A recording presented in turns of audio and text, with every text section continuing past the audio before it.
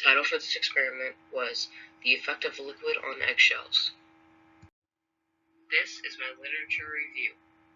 For my experiment, I used 2 websites, 1 encyclopedia, and 2 scientific journals. My question was, how do different liquids affect eggshells? And my hypothesis for the experiment was, if I put an egg in Coca-Cola, then the eggshell will change the most because Coca-Cola contains the most sugar. The independent variable for this experiment were the type of liquids: Coca-Cola, red Gatorade, water, and Wegmans Colombian Light Medium Roast Coffee. The dependent variable was the change in the eggshell. Constants were the type of cup, the amount of liquid, which was 236.5 milliliters, the time, which was 12 hours, and the type of egg. The control group for this experiment was water. The materials I used for this experiment were red Solo cups, 236.5 milliliters of water, red Gatorade, Coca-Cola, and Wegmans Colombian Light Medium Roast Coffee. I used these measurements for each cup. I used an Alexa as a timer, a measuring cup, and a pencil and paper for documenting the changes. The procedure went like this. Step 1. Gather all of your materials. Step 2. Measure and pour each liquid into their cups. Step 3. Carefully put the eggs in each of the 4 liquids. Step 4. Set a timer for 12 hours using Alexa. Step 5. Leave the eggs in there for 12 hours. Step 6. Take the eggs out one at a time, examine it, and document the changes.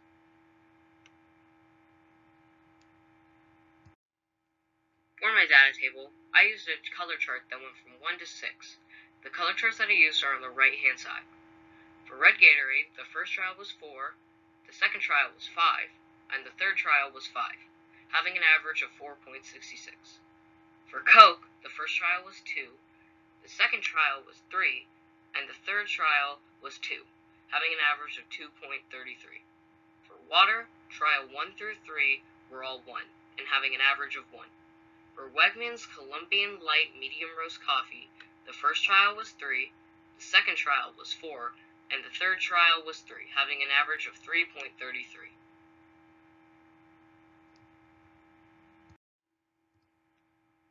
To make my graph, I took the average from each liquid from the data table and put it into a bar graph.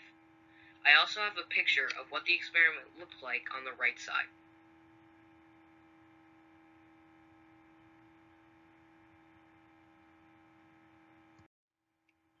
The results of this experiment were weird.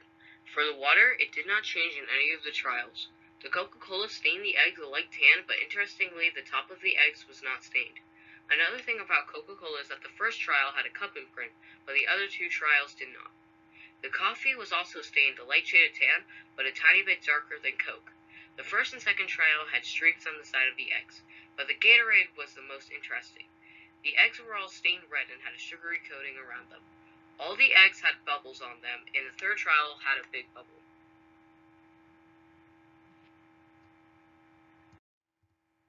The point of my experiment was to find out what liquid stains teeth the most. I think that the most change that happened to an eggshell was with the red Gatorade. The reason I believe that the red Gatorade caused the most change is because it not only stained the egg, but it also created a red sugary layer around the egg. Therefore, my hypothesis was incorrect. I think that the experiment went very well, and it gave me a lot of information. Maybe if I did this again, I would try different liquids, or maybe different amounts of liquids.